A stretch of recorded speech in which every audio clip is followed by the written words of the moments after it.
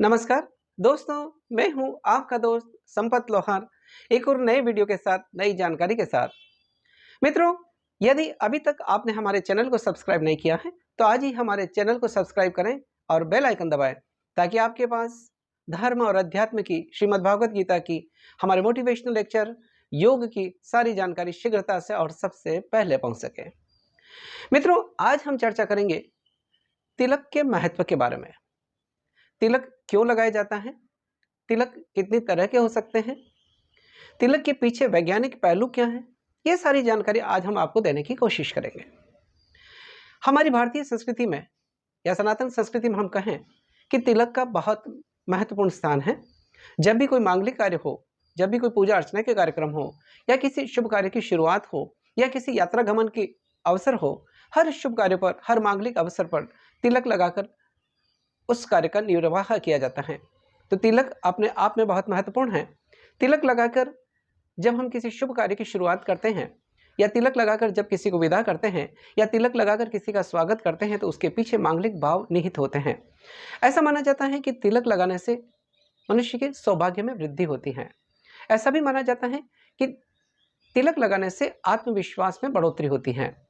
ऐसा भी कहा जाता है कि तिलक लगाने से शरीर के जो विशेषकर जो मस्तिष्क संबंधी रोग हैं उसमें विशेष फायदा होता है। तिलक लगाने के पीछे कई सारे कारण हैं, कई वैज्ञानिक पहलू हैं, और जिसके कारण यह परंपरा हमारी सदियों से चली आ रही है तिलक लगाने की। हमारे यहाँ जब प्राचीन समय भी हम देखते हैं कि जब राजा युद्ध के लिए जाते थे तो उनको तिलक लगाकर विदा किया जाता था। इसके पीछे के भाव यही था कि उससे यश और बल की वृद्धि हो। और ऐसा भी माना जाता है कि जब चंदन का तिलक लगाते हैं तो घर में धन धान्य की कोई कमी नहीं आती है। तो ये कहना चाहिए कि तिलक सौभाग्य का सूचक है, तिलक मांगलिक प्रतीक है, इसलिए तिलक की परंपरा का निर्वाह किया जाता है। तिलक लगाने के पीछे वैज्ञानिक कारण भी हैं। यह सिर्फ न केवल हमारी धार्मिक मान्यता है, न सिर्फ हमारी सामाजिक मान्यता है, बल्कि इसके पीछे एक गहरा विज्ञान निहित है। हम उस वैज्ञानिक पहलू को आपको बताने की कोशिश करेंगे। मित्रों, सामान्यतः तिलक दोनों भ्रुकुटियों के बीच में ललाट पर लगाया जाता है, और तिलक के पीछे जहाँ पर हम ये तिलक लगाते हैं वहाँ पर अगर हम योग की दृष्टि से देखें तो हमारे शरीर में जो 7 मुख्य शक्ति केंद्र हैं, या जिन्हें कहते हैं शरीर के मुख्य जो 7 चक्र हैं, उसमें जो ललाट पर या दोनों भ्रुकुटियों के बीच में जो चक्र आता है उसको कहते हैं हम आज्ञा चक्र। आज्ञा चक्र पर एक विशेष स्थिति बनती है कि जो हमारे शरीर में कई सारी नस नाड़ियां हैं, उनमें 3 मुख्य नस नाड़ियां हैं जिनको कहते हैं, हमारे शरीर में जो बाईं ओर से मूलाधार चक्र से जो नाड़ी निकलती है उसको कहते हैं हम ईड़ा नाड़ी, और दाहिनी ओर से जो नाड़ी निकलती है उसे कहते हैं पिंगला नाड़ी। उन दोनों के बीच में एक तीसरी नाड़ी जिसे हम कहते हैं सुषुम्ना, वो निकलती है, और वो तीनों नाड़ियां आकर यहाँ पर मिलती हैं जहाँ पर हम तिलक लगाते हैं, जहाँ पर हमारा आज्ञा चक्र है। इसलिए इस स्थान को अगर हम त्रिवेणी के रूप में समझें कि ईड़ा अगर गंगा है, पिंगला अगर यमुना है, और सुषुम्ना अगर सरस्वती है, तो इन त्रिवेणियों का संगम यहाँ पर होता है आज्ञा चक्र पर। इसलिए इस स्थान को त्रिवेणी संगम भी कहते हैं, या इसको आज्ञा चक्र भी कहते हैं। और इस स्थान पर जब हम तिलक लगाते हैं या तिलक लगाने के लिए अंगूठे या अंगुली का उपयोग करते हैं, तो जिसके कारण उस चक्र पर दबाव पड़ता है, और जब चक्र पर दबाव पड़ता है तो वो चक्र जागृत होता है, और तिलक लगाने से, इस स्थान पर तिलक लगाने से, उस चक्र के जागृत होने से व्यक्ति के भीतर आत्मविश्वास की भावना बढ़ती है, व्यक्ति के भीतर एक सकारात्मक ऊर्जा का संचार होता है, व्यक्ति के भाव निर्मल बनते हैं, शुचिता, पारदर्शिता के पवित्र भाव उसके मन में आते हैं। तो तिलक के पीछे का एक वैज्ञानिक पहलू यह भी है। एक और बात है, अगर विज्ञान की दृष्टि से भी हम देखें, चिकित्सा की दृष्टि से देखें, शरीर विज्ञान की दृष्टि से देखें, तो तिलक लगाने से शरीर के अंदर जो विशेषकर जो हार्मोन निकलते हैं, बीटा एंडोर्फिन हार्मोन और सेरोटोनिन जो हार्मोन निकलते हैं, वो हार्मोनों का स्राव बैलेंस होता है या संतुलित होता है। यानी इन दोनों हार्मोनों को बैलेंस या संतुलित मात्रा में तिलक लगाने से वो स्रावित होते हैं, और जब बैलेंस होते हैं, ठीक तरह से निकलते हैं, तो व्यक्ति के भीतर उत्साह आता है, व्यक्ति के निराशा के भाव दूर होते हैं, व्यक्ति के भीतर आत्मविश्वास बढ़ता है, हताशा के भाव आते हैं वो दूर होते हैं। तो ये हार्मोन्स भी बैलेंस होते हैं, बीटा एंडोर्फिन और सेरोटोनिन नाम के जो हार्मोन हैं वो भी बैलेंस होते हैं। तो ये इसके पीछे का विज्ञान है, क्योंकि हमारी भारतीय संस्कृति में जो भी हमारी परंपराएं हैं वो सिर्फ मान्यता ही नहीं है, सिर्फ आस्था ही नहीं है, बल्कि इसके पीछे गहरा विज्ञान भी निहित है। तो हमें उस विज्ञान के पहलू को समझना चाहिए और हमें अपनी परंपराओं का निर्वाह करना चाहिए। अब बात आती है तिलक कहाँ-कहाँ लगाया जाता है? वैसे मुख्यतः तिलक हम ललाट पर लगाते हैं, सिर पर, दोनों भ्रुकुटियों के बीच में, आज्ञा चक्र पर लगाया जाता है, जहाँ माता-बहनें बिंदी लगाती हैं, या और तिलक लगाते हैं हम। तो वो स्थान एक तो वो होता है, इसके अलावा दोनों बाहों पर भी लगाया जाता है, बाहुमूल पर भी लगाया जाता है, नाभि पर भी लगाया जाता है, पीठ पर भी लगाया जाता है, कई जगह तिलक लगाया जाता है। इस तरह से करीब शरीर में 12 स्थानों पर तिलक लगाए जाते हैं, लेकिन मुख्यतः हम तिलक लगाते हैं ललाट पर या दोनों भ्रुकुटियों के बीच में। तिलक का अपना एक महत्व है। अब तिलक किस तरह से या किस पदार्थ का हो या किस रंग का हो, इसकी अपनी-अपनी एक परंपरा है। हमारा देश विविधता वाला देश है, विविध मान्यताओं वाला देश है, विभिन्न मत और पंथ यहाँ पर हैं, अनेक संत महंत यहाँ पर हैं, जिनके अपने-अपने तिलक हैं, अपनी-अपनी एक परंपरा है। तो तिलक का अपनी-अपनी परंपरा के अनुसार जिस संत पथ के हैं, जिस पंथ के हैं, उसके अनुसार अलग-अलग तिलक हो सकते हैं। यहाँ हमारे वैष्णव पंथ हैं, शैव पंथ हैं, शाक्त पंथ हैं, अलग-अलग मतांतर हैं, उसके अनुसार तिलक भी अलग-अलग तरह के होते हैं। लेकिन तिलक लगाने के लिए जो मुख्यतः हम वस्तु प्रयोग करते हैं या जिस चीज़ का तिलक लगाया जाता है, वो हो सकती है चंदन का तिलक लगाया जाता है, कहीं पर कुमकुम और रोली से तिलक लगाया जाता है, कहीं सिंदूर का तिलक लगाया जाता है, कहीं भस्म का तिलक लगाया जाता है, कहीं पर इत्र से तिलक लगाया जाता है, कहीं दही का तिलक लगाया जाता है। तो तिलक अलग-अलग मान्यताओं के अनुसार, अलग-अलग अवसरों के अनुसार, अलग-अलग भावों के अनुसार रखा जाता है। एक और फायदा जो तिलक लगाने से होता है, इसमें यह माना जाता है कि जो उग्र ग्रह हैं वो शांत होते हैं, ये मान्यता है। जो भी उग्र ग्रह हैं वो ग्रह शांत होते हैं। इससे तिलक लगाने से उत्साह की वृद्धि होती है और शांति आती है, शीतलता आती है। अब बात करते हैं अलग-अलग तिलक लगाने से क्या-क्या फायदा होता है। बात करते हैं चंदन के तिलक की। चंदन का तिलक, चंदन की जो तासीर है वो अपने आप में शीतलता देने वाली है। चंदन की तासीर आपने महसूस की होगी तो वो शीतलता देता है। तो चंदन का तिलक लगाने से मस्तिष्क शांत रहता है, शीतलता की प्राप्ति होती है। तो मस्तिष्क शांत रहता है, दिमाग ठंडा रहता है, व्यक्ति शांत स्वभाव का बनता है चंदन का तिलक लगाने से। चंदन भी कई तरह के हो सकते हैं, अलग-अलग तरह के चंदन होते हैं, जैसे सफ़ेद चंदन है, लाल चंदन है, गोपी चंदन है, अलग-अलग तरह के चंदन हो सकते हैं, केसर के साथ में चंदन लगाया जा सकता है, कई तरह के चंदन होते हैं, लेकिन उसके पीछे का प्रयोजन है कि इसे शीतलता मिलती है, मस्तिष्क शांत रहता है। ऐसी मान्यता है कि चंदन का तिलक लगाने से घर में धन धान्य की और अन्य धन की हमेशा वृद्धि होती है, हमेशा उसकी प्राप्ति होती है, उसमें कोई कमी नहीं आती है।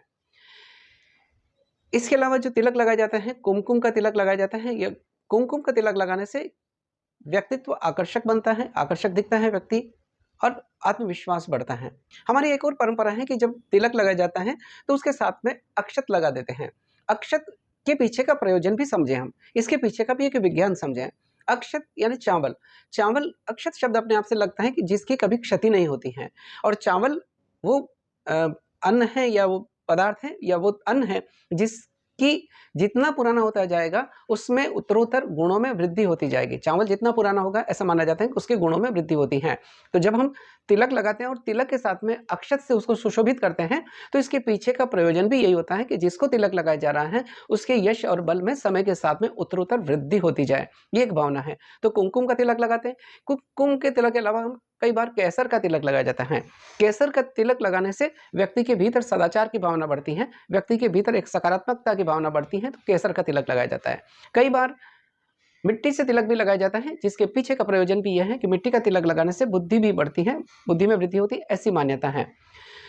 इसके अलावा कई बार दही का तिलक लगाया जाता है। दही का तिलक लगाने से चंद्र बल बढ़ता है और मन शांत रहता है। इत्र का तिलक भी लगाया जाता है कई बार। इत्र का तिलक के पीछे का प्रयोजन है कि इससे शुक्र बल बढ़ता है।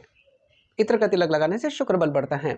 कई बार सिंदूर का तिलक लगाते हैं, विशेषकर जब तांत्रिक कार्यों में इस तिलक का प्रयोग किया जाता है। सिंदूर का तिलक लगाने से, कई बार हम सिंदूर का तिलक लगाते हैं तो सिंदूर का तिलक लगाने से व्यक्ति के अंदर एक अलग तरह की सकारात्मक ऊर्जा बढ़ती है, तेज बढ़ता है। तो इस तरह से तिलक लगाया जाता है। तिलक कई तरह के हो सकते हैं, अलग-अलग, जैसे त्रिभुवन भी लगाया जा सकता है, कहीं खड़ा तिलक लगाया जाता है, कहीं बिंदी लगाई जाती है, अलग-अलग अपनी एक परंपरा है। तिलक कोई भी लगाया जा सकता है, लेकिन अगर आप अपने कार्यस्थल पर लगता है कि तिलक लगाने में आपको संकोच होता है, नहीं लगा पा रहे हैं, या कोई ऐसी बाध्यता है जिसके कारण तिलक नहीं लगा पाते हैं, तो कई बार हम केवल जल का तिलक भी लगा सकते हैं। पानी से भी तिलक किया जा सकता है, क्योंकि जब हम जल को लेकर अपने आज्ञा चक्र पर तिलक लगाते हैं तो भी उसका प्रभाव वही होता है कि इसके कारण हमारा आज्ञा चक्र जागृत होता है। तो तिलक कि किस तरह से लगाया जा सकता है, कितनी तरह का हो सकता है, और अलग-अलग उँगलियों का ऊपर उपयोग करके तिलक लगाया जाता है। हमारे शरीर में जो ये 5 उँगलियाँ हैं, वो अलग-अलग ग्रहों को प्रतिबिंबित करती हैं। जैसे हमारी ये तर्जनी अंगुली है, ये गुरु को दिखाती हैं, गुरु ग्रह को या बृहस्पति ग्रह को दिखाती हैं। मध्यमा अंगुली शनि ग्रह को दिखाती हैं। ये अनामिका अंगुली सूर्य को, और जो छोटी वाली अंगुली है बुध को दिखाती हैं। इस तरह से ये अलग-अलग उँगलियों का उपयोग करके तिलक किया जाता है। तो अनामिका अंगुली का उपयोग प्रायः हम तिलक लगाने के किया जाता है, तो देव कार्य में इस अंगुली से तिलक लगाया जाता है। इससे तेज बढ़ता है। इस देव कार्य में इस तरह की अंगुली का प्रयोग किया जाता है। स्वयं के लिए भी इस अंगुली का उपयोग किया जा सकता है। मध्यमा अंगुली से जब तिलक लगाते हैं तो ये शनि ग्रह का प्रतिनिधित्व करती है, शनि ग्रह को दर्शाती है। तो मध्यमा अंगुली का प्रयोग जब करते हैं तो इससे आयु बढ़ती है, ऐसा माना जाता है। तर्जनी अंगुली का प्रयोग सामान्यतः नहीं किया जाता है। तर्जनी अंगुली के मोक्ष के प्रतीक हैं। तो जब किसी मृत व्यक्ति को तिलक किया जाता है तो तर्जनी अंगुली से किया जाता है, इसके साथ में किया जाता है।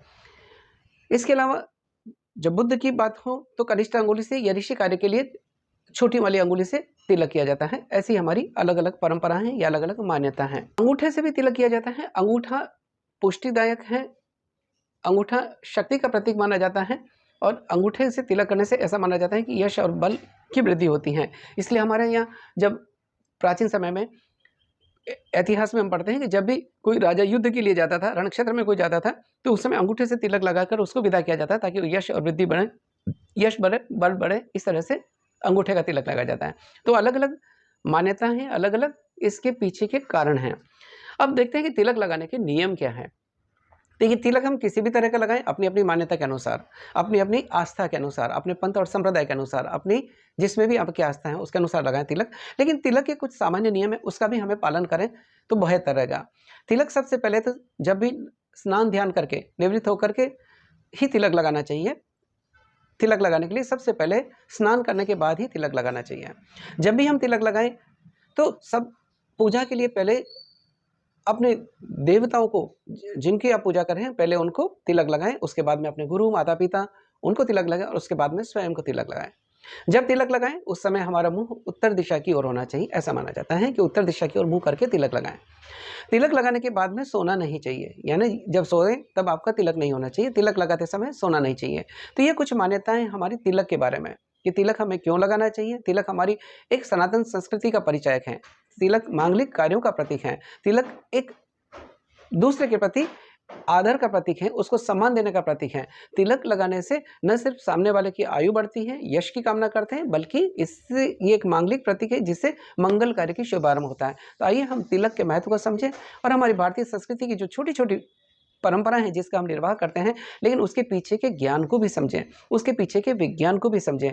इस जानकारी को देने का हमारा प्रयोजन सिर्फ इतना ही है कि हम अपने भारत की, हमारी इस संस्कृति की जो गौरवशाली परंपराएं हैं, जो हमारी मान्यताएं हैं, जो आस्थाएं हैं, उनको समझें और उसके अनुकूल हम आचरण करें, ताकि हम फिर से विश्व गुरु बन सकें। इसी के साथ दोस्तों, अगर आपको ये जानकारी अच्छी लगी हो तो इसको लाइक, शेयर और कमेंट करें, अपने मित्रों में साझा करें, और हमारे चैनल से जुड़े रहें, ताकि हम आपके बीच में नई जानकारी हमेशा पहुंचाते रहें। इसी के साथ आपके दोस्त संपत लोहार को इजाज़त दीजिए। जय हिंद, जय भारत।